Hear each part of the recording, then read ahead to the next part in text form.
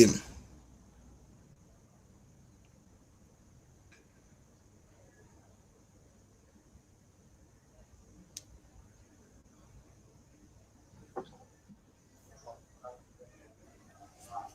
Hello viewers, welcome to KBOXtv, and it's your boys, Kofi Baisie Jnr, David Sowah, and Cudjoe Amedoda.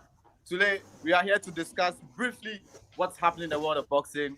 The good thing about Ghana boxing is that Emmanuel Navarrete has decided to move out. And so there's opportunity for two Ghanaians, Wasiru Mohammed and Isaac, the Royal Storm, to go get his title back. These are the things I'll be discussing, and then we'll talk briefly about what's happening in the world of boxing. But guys, before we go into it, I want to welcome my panelists, my regular panelists who will always be on this show. To my immediate left is Cudjoe Amedoda. Cudjoe, welcome to KBOXtv again. Thank you very much. All right, and then to my extreme left is David Sowah. David, welcome to KBOXtv again. Thank you, Woz. All right. I mean, guys, we already know the agenda. We've been following what's happening in the world of boxing. Helen Joseph lost her fight on Tuesday. We also know that the Royal Storm Dogbe is going to be back in action on Tuesday, next week Tuesday, God willing. And one big news that's making headlines across the world is the fact that people are talking about Pacquiao versus GGG. But we'll also talk about that division in general, and then the people that he could possibly face. So, Daniel, real quick, let me take it from you. Let's start with the Royal Storm Dogbe story. That he's going to be back in action, God willing, next week. What do you think his chances will be? Okay, for Dogbe lost his last fight. It's getting to I think it's getting to a year now, and Right. with his mindset, I don't know how prepared he is for the fight, because fighting Navarrete in the first fight, we saw he did a lot of mistakes that he repeated in the second fight. Right. So mentally, I don't know how prepared he is, because even after the second fight, he went out of boxing for some time, and he has done a lot of things that shows clearly that is not really ready. When you talk about his management as well, with his trainings and all that, he was with Freddie Roach. He had to leave to a new trainer. So all these things count. And who the person is going to face now, he has fought some notable names like Leo Santa Cruz. He has fought Carl Frampton as well. So I don't think what Dogbe will bring anything new to him, because he has seen top names. He has fought top names. So me sitting down as a Ghanaian, I would have to support a Ghanaian man. But then again, this boxing business, sometimes you have to be fair for the person to be aware of what is lacking. I feel he has to put his team together and focus on the fight. All right. And I saw a video on social media sparring with a tall guy. Right. And you could see he's still lacking what he needed to fight Navarrete. You're talking of sparring against Scotta Davis. Exactly. That guy is tall. Right. And Dogbe's defense with that guy wasn't that great. And when he was fighting Navarrete, he suffered the same thing because of the reach. Dogbe doesn't have a good defense. He relies on the power punch. And if you are going to rely on the power punch and you are fighting the taller person, then you have to focus on the body. Go in for more body shots. But he was not, even with the sparring, you could see he was not doing that. He was aiming for the head. And he's a short person. For you to get an accurate punch to the head is going to be very difficult for him. So I don't see how prepared he is for the fight. And looking at his opponent, which is Chris Avalos, I don't think he's going to bring something new to him. Okay. There's nothing new to Chris Avalos. All right, great. I mean, Cudjoe, I'm sure you have a banter to what Daniel is saying. Yes, I heard what Daniel is saying. It's very unfortunate. It's very unfortunate for me, for Daniel to be tuning that lane anyway. It's like Daniel did not know Dogbe very well. Okay. Yeah, Dogbe lost 2 times to Navarrete. And it's very unfortunate. Why? Because I can say that Navarrete is tailored made for Dogbe. Okay. And in fact, Dogbe need a whole lot before he can be able to beat Navarrete. But my colleague is talking about Navarrete. He's talking about Dogbe. Navarrete is tall, and Chris Alero is also tall. So Dogbe is not bringing anything new to the table.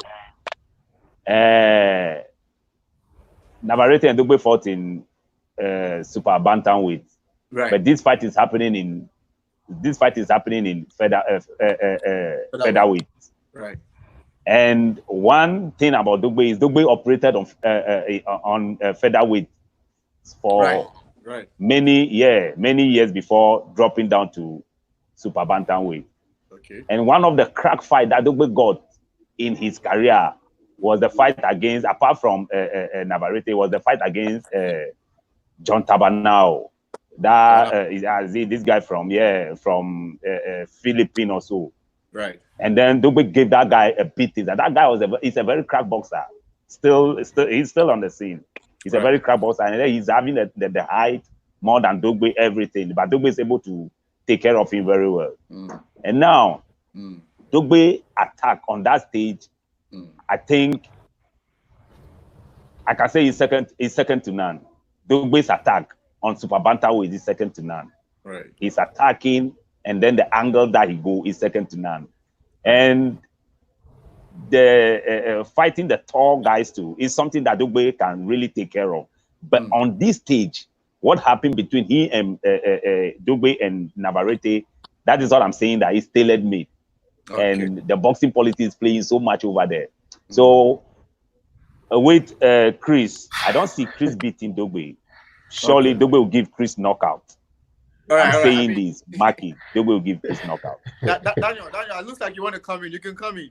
Yeah. You know, the politics is there. Dogbe was able to get the politics to back him because he was fighting in Ghana most of the time. So it was actually built for the world stage because he won his world title in Ghana here. You understand? And you see, one thing Ghanaian boxers must understand is that boxing outside Ghana is serious business. What they do here, you can't be doing this abroad. But I remember one of his fights. I was with my friend. I was telling my friend that the day Dogbe will go to the US, he will lose miserable. That's what I told my friend. He didn't lose like that too, because I mean, he won the title. He defended it twice before he lost it. Good, but what I'm saying is, when you look at most of the black fighters that leaves Ghana to abroad to fight, you realize that most of them can absorb punches. Okay. But absorbing punches doesn't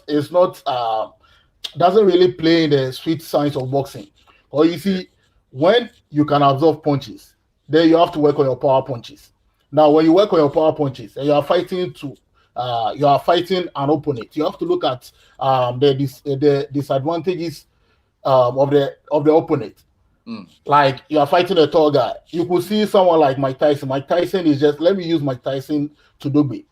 Mike Tyson will give you more body shots, break your ribs. Now you bring your head down, he takes you out.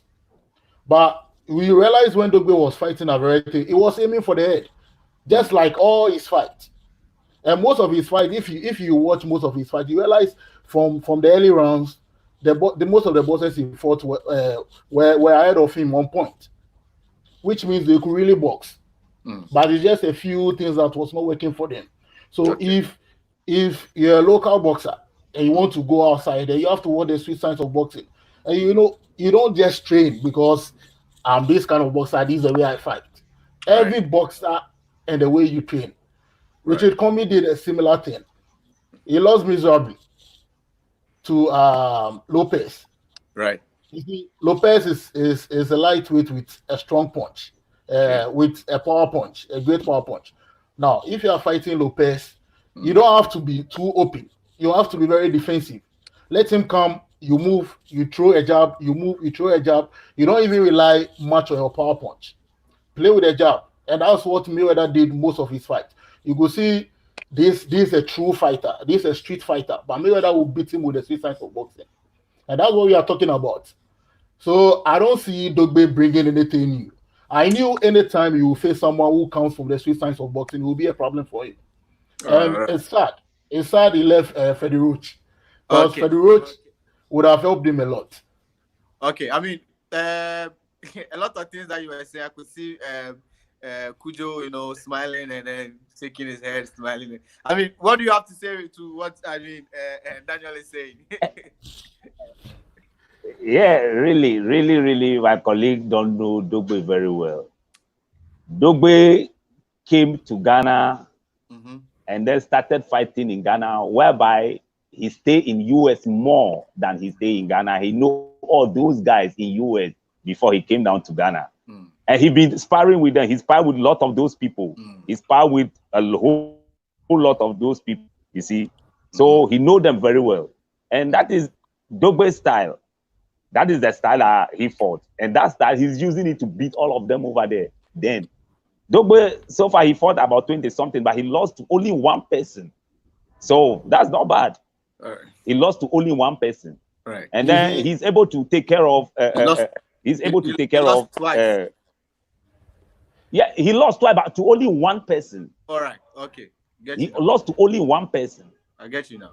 It is twice, but only one person. Right. Okay? And there's something in boxing. Style make... different boxers make different fights. Right. Or different style make different fights. Right. That is it. So, Dogbe only lost to only one person. And he moved from there, and then he took all the titles along the line till he got to the silver title, and then he won the silver title against Juarez. Do you know that Juarez is a crack boxer, and he faced Nonito Donaire, that they went to 12 rounds? That's true. Yeah, if you know Dogbe very well. Right. Cesar Juarez. You're right. Yeah. So he went to 12 rounds with Nonito Donaire. You see? And then but even the guy that this guy, what's the name?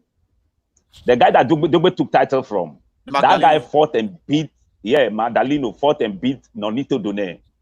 You see? So, and that guy is even taller than Dogbe and then have longer reach than Dogbe. But Dogbe took care of him, and then at the end of round 11, the fight was end. You see? These are the things. So Dogbe is coming in, and he's coming in, and then he tried to say something about this old coach to have a very, Freddie Roach to have very so much effect on Dogbe. If Dogbe will be in Freddie Roach camp, then Dogbe should forget about boxing. I'm telling you this, why? Because Freddie Roach is not a coach that changed boxer.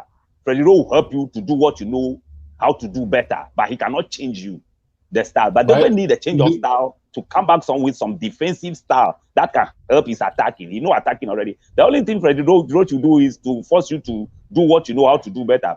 For example, this British guy, Amekan left Freddie Roach because of these things. Freddie Roach, number one, don't have time for him. Number two, he's not changing the guy. The guy was just striking. No defensive role, nothing like that. And then he's losing his fight.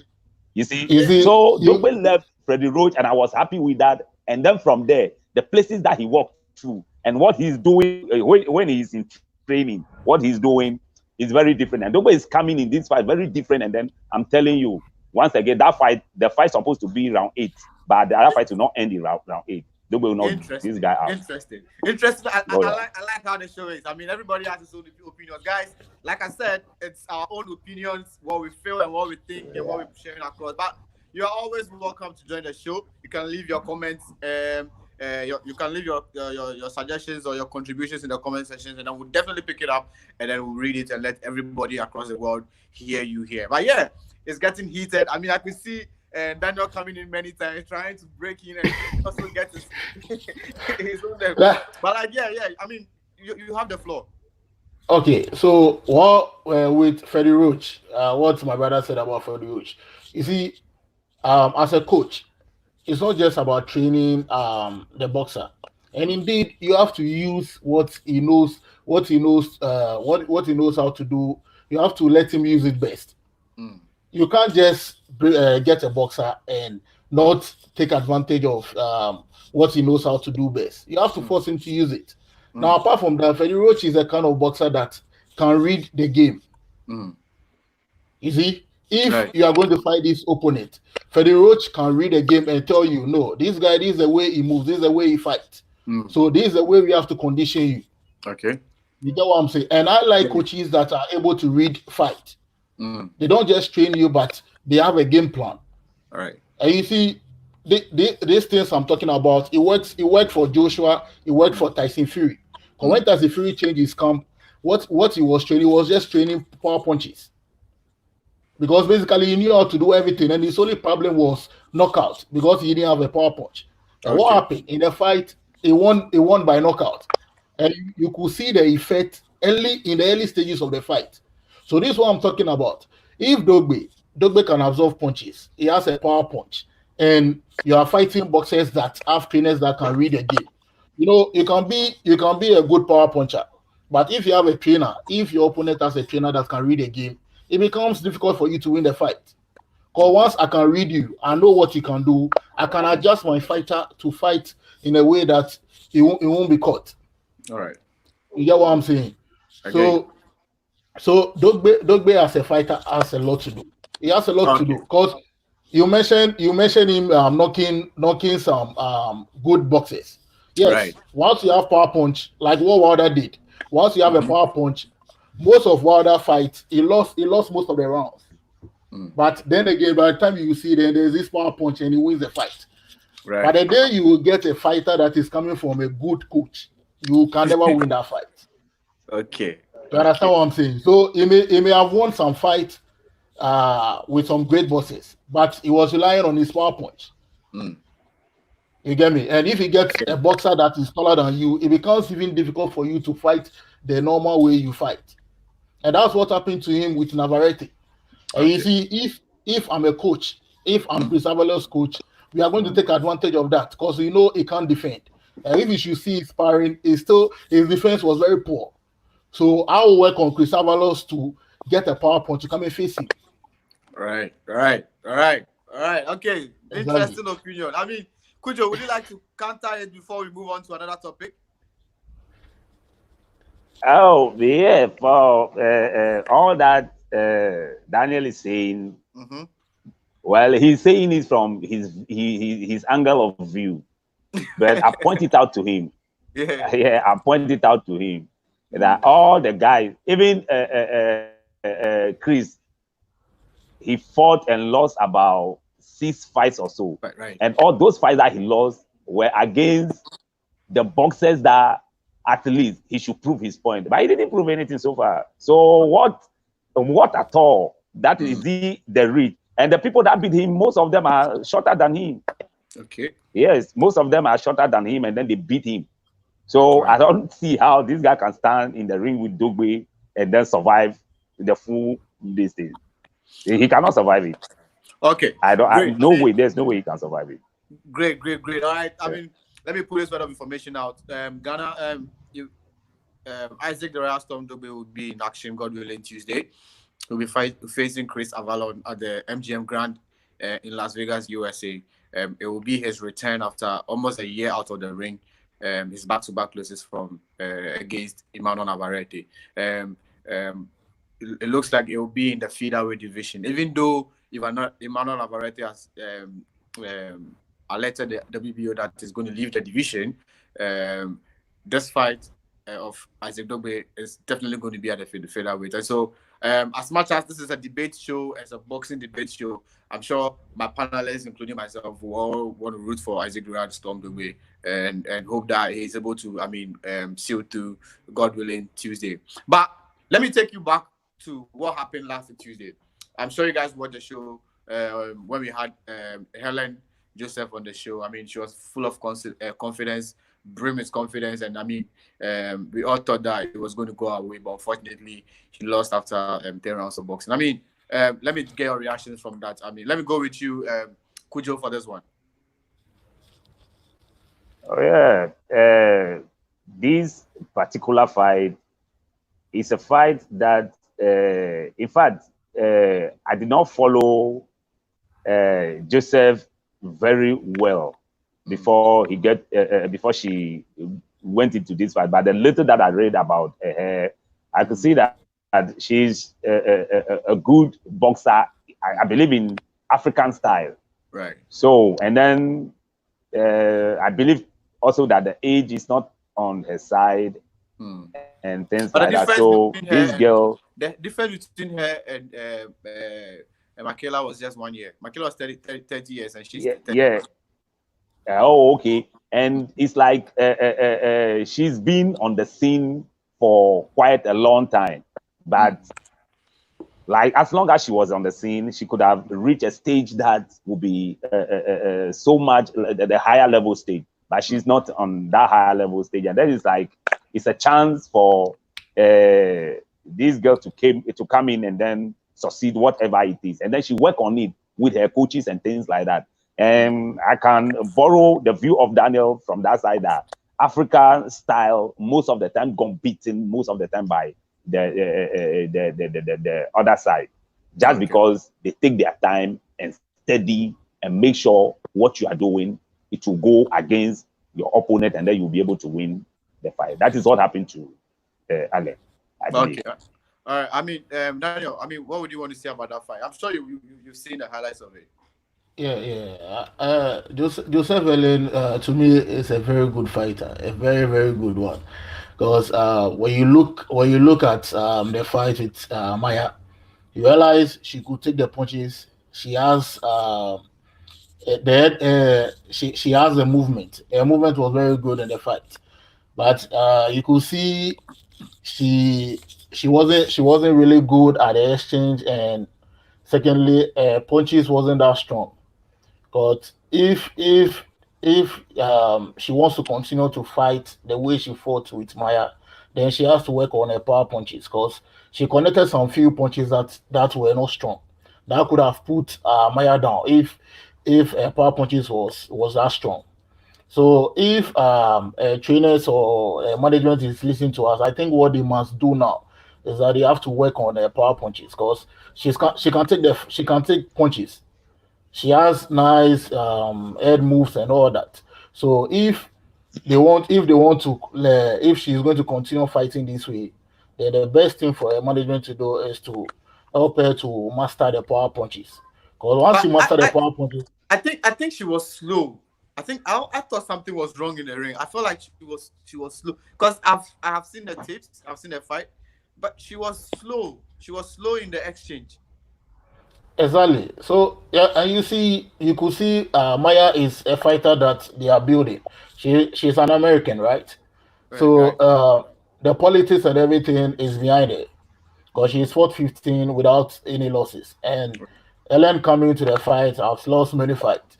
So I'm sure Ellen lost 2. Yes. Is it 2 or 4?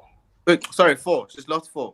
Yeah, exactly. So she coming into the fight already, they know how the politics works in the US. So I'm sure she knew, regardless of what happened, if it goes around, Maya is going to win. And for the beginning, Maya was using her reach, because she doesn't get too close to Ellen. She just used the jab, move, throw a few power punches, move.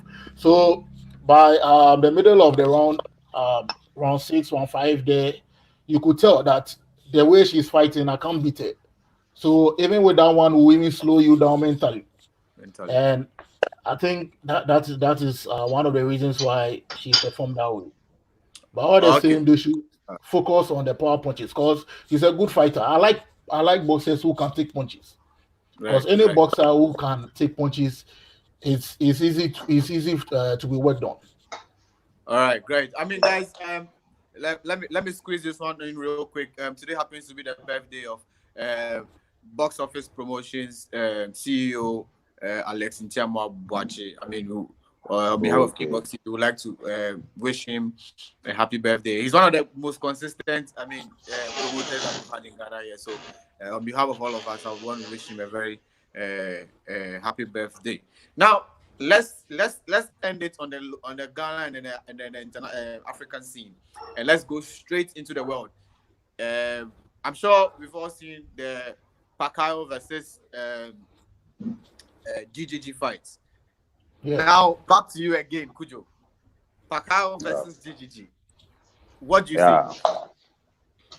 The Pacquiao and GGG fight is something that most people are believing that it will not come on. Okay. Why? Because this thing, if you look at the weight difference, that fight cannot come out. But because it cannot come on, because just because of the politics and then where Pacquiao is coming from and things like that, that fight will surely come out, and then it will be the arrangements are going in favor of Pacquiao. But I believe that Pacquiao will find it very difficult to win that fight. Wow. Let me pause you then, and let me take Daniel's initial reactions, and then we'll go from there. Okay. Okay. So I'm really happy. I'm really happy when the announcement came. I was very happy when the announcement came, and I'm really looking forward to the fight because I believe Pacquiao will do his magic. I don't see that fight to be a difficult fight for Pacquiao because GGG has become very slow, and Pacquiao at 41 is still fast. It's still troublesome. You saw what he did to Thurman. It's Thurman. Exactly. So I don't see GGG giving Pacquiao any trouble. But Pacquiao has done it. He fought Margarito, he fought Oscar de la Hoya. You see, with what he did with Oscar de la Hoya, it tells me there's no way GGG will give him any serious fight. Because Oscar de la Hoya is an attacking fighter. Okay. And he was able, you see, Pacquiao punches, he can throw about 10 punches, then 10 and come for another 10 punches. Throw another 10 punches, 10 combination.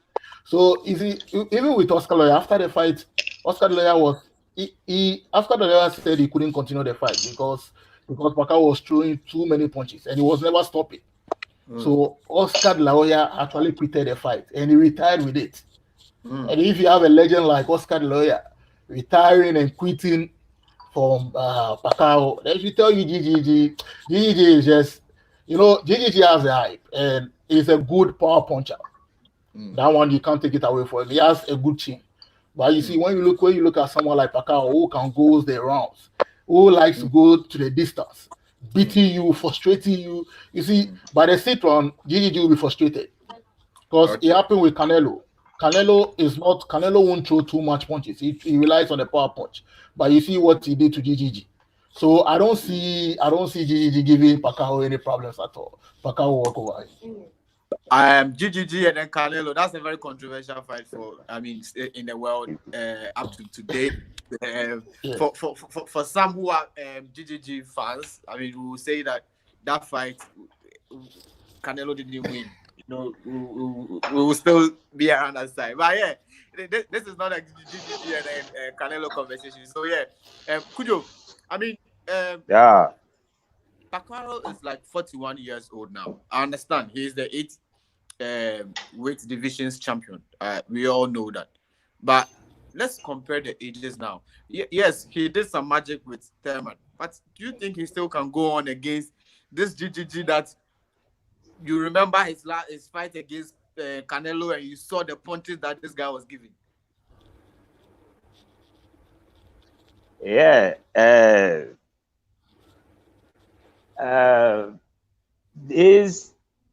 Pacquiao guy is the most luckiest on boxing stage.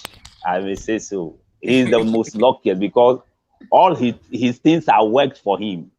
Right. That eight division champion, whatever. If you go into it, you will not get the 8 division, whatever. You will not get it because most of his fights were fought on catch weight. But I don't know how the catch weight will become a title holder. That is one thing that I don't even know. But it's a handicraft of Bob Arum. Yeah, right. That is it. That's handicraft of Bob Arum. The fight against Oscar De La Hoya. Oscar De La Hoya shouldn't have taken that fight because how he hydrate himself and then get to that weight to fight. He's like a dead person, and that is the same thing that they are working against GGG for Pacquiao, just to make Pacquiao get a name a bit higher or in a level with what's the name? Pretty boy, Manny Mayweather. That is what Bob Arum planned from day one, and then that is what he was doing through today. Even though now he's not having power over Pacquiao, but he just want Pacquiao to get that. That is why all the time catch weight, and then before you see he's the title holder. Catch weight before you see he's the title holder. Pacquiao cannot even make the 160. He cannot make it. So how is he going to fight the middleweight on a catch weight, and then after the fight, they say, hey, you are the middleweight champion? Yeah, that is what this guy saw. Canelo saw earlier on, and then he relinquished a title, WBC title, just because he don't want to fight that fight on the 160 against the once a feared boxer on the planet. Once a feared boxer on the planet in the name of GGG. He don't want to fight him because of that. He relinquished the WBC. And then went on to eat some cacas and things like that later on, and then got banned, and then they brought him back, and then he come and challenge, and then they gave it to him. And that is what they are doing. And then they are just doing it for Pacquiao to get a bit higher, and then the comparison with Mayweather will be on a level. And that is all. It's not anything. So if Pacquiao did not put things in order, and then he take that fight on the basis of not the weight of 160, he will find it very difficult to win that fight, because the time that he finish making the weight, he'll be a dead body. You cannot move. He cannot do anything. After 2 rounds, he'll be breathing like a pregnant pig. He cannot do anything. Yeah. So that is it. It is a workout. But Pacquiao himself will not like to take the fight against GGG. Pacquiao, who cannot fight the troublesome fighter, the fighters that attack with hard punches, Pacquiao cannot fight them. Yes, in the name of Jeff Horn. Jeff Horn was begging Pacquiao today that let's go for the rematch. As you are saying that fight, the verdict is not in your favor. Let's go for the rematch. But did you see him going for that? He cannot go for that. And then he vowed that he's going to face the winner of Garcia and Spence. Then after Spence destroyed Garcia, what he saw there, he know that no, there's no way I can go there. So he even stopped dreaming of that fight up to today. And then he tried, and then he saw the loophole in the name of Tallman, who was off for 2 years without fighting with the sickness, and then he got the title from him, and then he became one of the champions again. No, I don't see how they are just trying to make it look like, oh, he's the guy, but he's not the guy. All right. I mean, Daniel, I'm sure you have a counter for that, and then we'll take it from there. Yeah, you know, when they talk about Pacquiao, to me, is the greatest of all time. Pacquiao has done what most people fear to do. Pacquiao is the kind of boxer that doesn't fear any fighter. Pacquiao will fight you anywhere you want it. Pacquiao was born a fighter. You see, if Cudjoe is making this argument that Pacquiao was fighting at catch weight, then you should see how great he is. Because if at the end of the day, I'm at 135 and I'm fighting someone at 147, it will tell you how strong I am. You get my point. Because you are comfortable. You are heavier than me. And I come from a lower side, I come and fight you and beat you. I come from a lower side, I come and fight you, you quit and you retire. The whole legend, like Oscar De La Hoya. It should tell you Pacquiao is a beast. And you see, Pacquiao is one of the boxers that the policies didn't favor him at all. Because when he fought Jeffon, we all saw what happened. Jeffon was hospitalized. Just after the fight, he was taken to the hospital. So if you want to make argument on Pacquiao is someone that the politics doesn't face him. You saw what happened with him with this guy, this black guy. He fought him twice. It was a controversial decision. Oh, Timothy Bradley. Okay. You saw what happened. So Pacquiao is the kind of boxer that the politics has not really favored him, unlike people like Mayweather. You understand? Because when he fought Bradley, you could tell who won the fight right from the beginning. But Bradley was crowned the winner of the fight, and you could see Americans booing Bradley. Bradley is an American. The politics was favoring him, but people were booing him. So if people want to talk about Pacquiao is the kind of boxer that won everything legitimately. He didn't get favors. He fought to the top. He did what he had to do. And with GGG, he's going to walk over GGG. You see, people like GGG, they came into the picture when Mayweather and Pacquiao were down with the 2015 fight. They did. That's when we started hearing people like Canelo. Canelo was there, all right, but it was after Mayweather and Pacquiao were down with the divisions. That's when you could hear people like them. Because they've been boxing for some time now, but nobody will really watch their fight. So you can't compare GGG. GGG is just one ordinary boxer that Pacquiao is going to walk over. All right, great. I mean, interesting opinions coming from my panelists. I mean, like I said, to my immediate left is Cudjoe, Amedoda, and then my extreme right left is Daniel Sowah. I want to take this one real quick, and then I'll come back to you, guys. So yesterday was exactly 1 year that Panel Whittaker died. We still want to say, may his soul rest in peace, and our condolences again to his family and his friends out there. And yesterday, unfortunately, another sad incident happened. Another boxer died in the USA again of car crash. His name is Travel Mazion. He died. He had a very beautiful record, 17-0, 13 knockouts. One of the fantastic junior middleweights that were being groomed by Golden Boy Promotions to also take the division. But unfortunately, I mean, he's also left us. So may his also rest in perfect peace. Our condolences again to his family and his friends. I mean, guys, I always say that as a boxer, you always need to take care of yourself. So that, I mean, already the sport itself is a very brutal sport. So when you're out of it, out of the ring, I would always advise that you take a very good care of yourself, especially when you're driving, so that, I mean, you'll be able to get out safe and sound and still see you back in the ring and entertain us like you've always been doing. It's been an amazing show. But before we go, I would like for us to talk briefly about what's happening in Africa boxing, guys. So we've seen boxing resume across the world. We've seen what's happening in USA, Poland.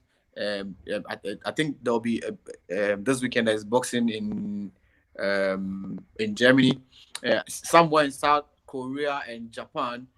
It has also started, and things are going on, resuming small, let's say. But here in Ghana, the last time that, I mean, we went for the meeting, the GBA was still trying to get things happen for us, but you know, the government hasn't fully released, allowed things to happen for us. So I mean, it's one of the things. And the promoters are also talking about the fact that the testing was also very expensive.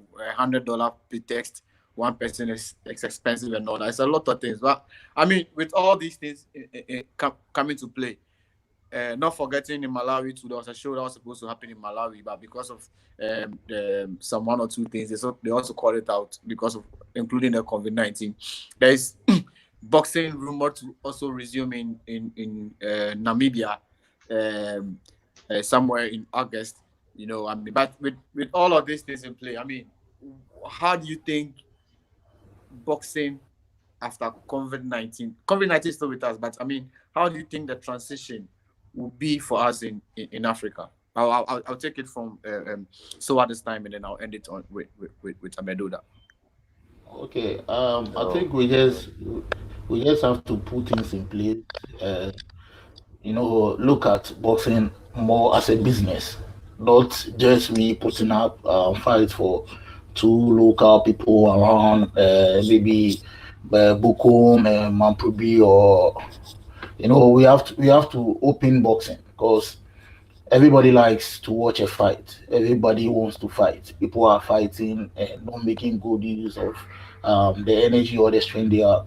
So if promoters will look at boxing broad, like taking boxing to the north, hosting a fight from the north, putting out fights all over Ghana, not just Accra, it's going to bring a lot of people on board because blacks are strong, blacks have the energy, blacks can fight. So I keep saying we have the labor, but it's up to the people, even the promoters. You see, the promoters may complain that there's no money, there's no this, but I think they have to look at boxing as a business. Put out 9 shows, and when you put out 9 shows, you have big people willing to pay to come and watch because agref and so they have to try and have their game and also take advantage of COVID because after COVID is a new world. We are going to start a new world altogether. So if we the people from boxing, we are going to be serious, we can overtake football because football is still down, boxing everything is down. It's like the world is starting again. So I urge all the promoters to take advantage of this COVID and try and get more people, do better fights, and get more people to come and watch boxing. Because boxing is fun, boxing is interesting, boxing is business, boxing is money. Cudjoe, I mean, I want to get from you. I mean, do you think that the transition will be smooth? In fact, especially in Africa, it's very difficult for this transition to move on and be smooth. But worst of all is Ghana. Because if you listen to this COVID scenario and you compare Ghana to the other places, you see that Ghana is rather in the doom with this COVID thing. Apart from that, in the boxing sector, the promoters and then the managers that we have in boxing, they are not doing anything to help the boxing, like to make the boxing be popular like it's supposed to be. They are not doing anything like that.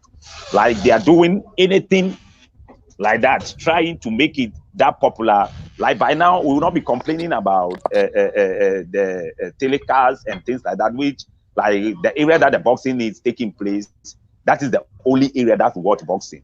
That means the promoters themselves, they are not taking any, they're not helping the boxing as a whole.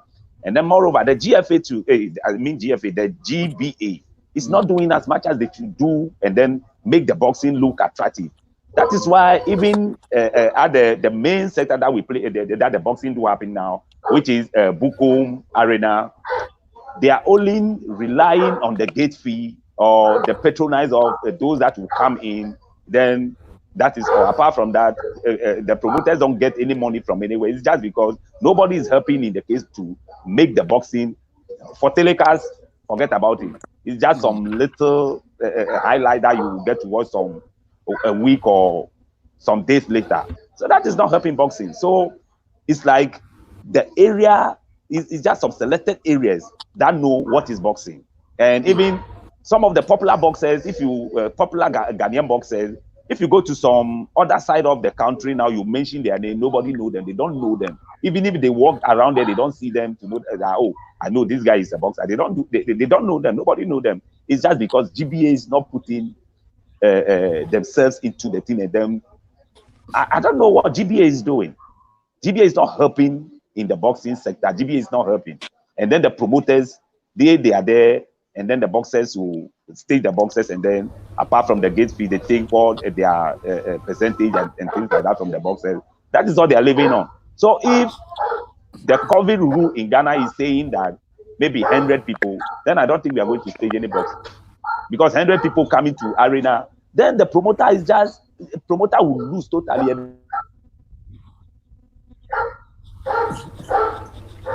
All right, interesting comments coming in from Cudjoe. his network is a little bit down, so we'll try and get him up when it's okay. But I think I'm getting from what he's saying. That's what I get. That I mean the TV side, all right. The TV side is I think where his attention was more. And yes, for boxing to be very very big in Africa, especially here in Ghana, already is that I feel apart from South Africa. This is how I feel. Apart from South Africa, I'll say promotion-wise, boxing is very big here in Ghana. Ghana is one of the countries that is really doing boxing well. Promotion-wise, like I'm saying, if you've been there and then you've been here and you've been to Nigeria, you realize that when it comes to boxing promotions, Ghana has one of the countries that has really been doing well when it comes to. We have a lot of shows in a year than most of the African countries. But when it comes to coverage-wise, I would say South Africa is the best in Africa because they have the backing of DSTV. In Nigeria, it's GoTV that helps I think it's 5 boxing promotions or 5 boxing promotions and their GoTV shows.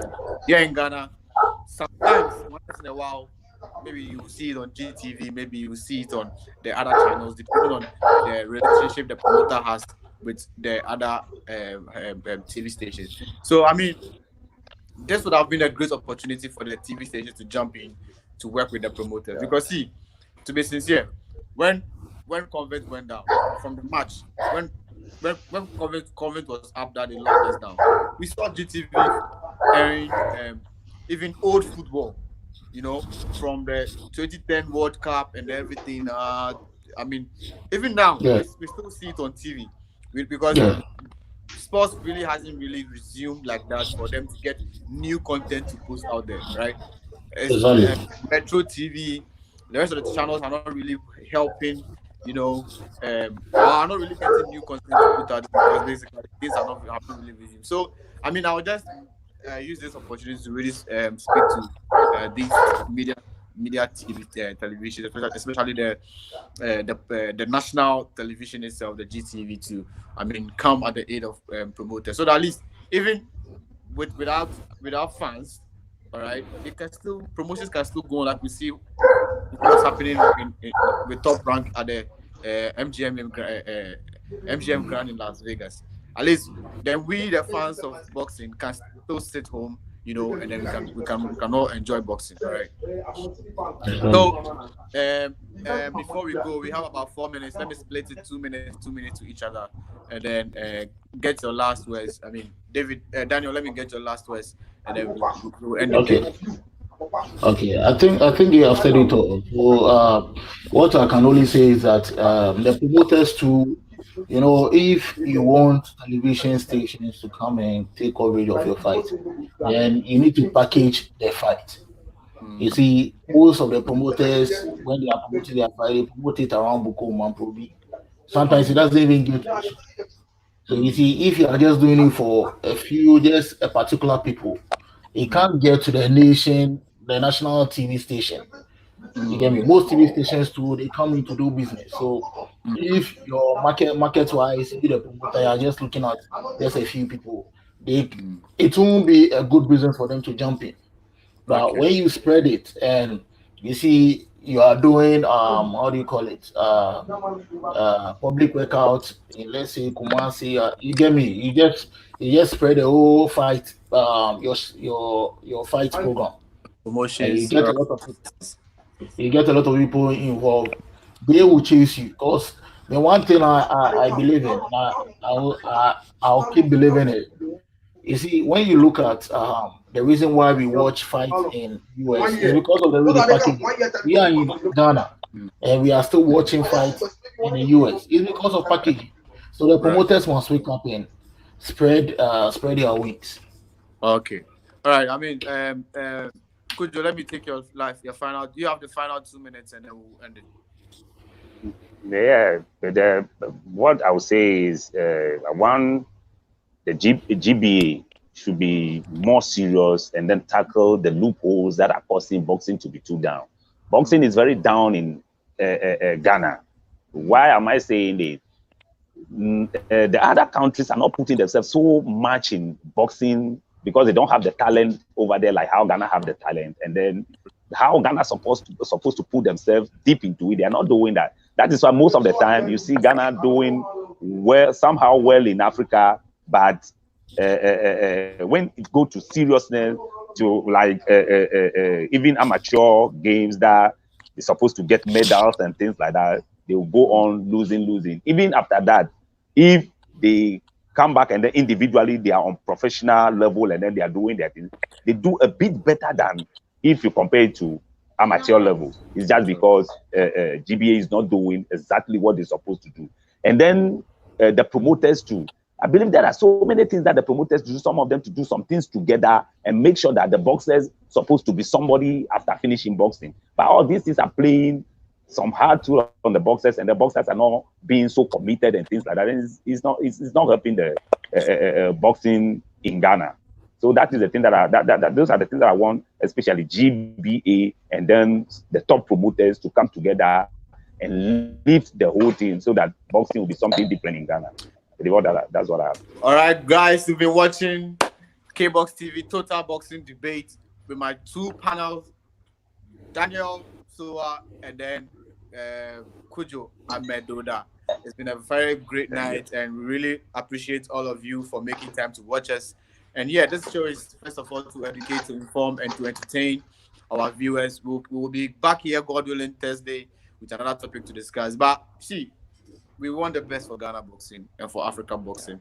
As much as the opinions are individual opinions, most of them too are very constructive criticism that if we put into place, I feel like African boxing and we as Ghana boxing will get to. Until God willing, Thursday next week, have a very good night and enjoy your evening.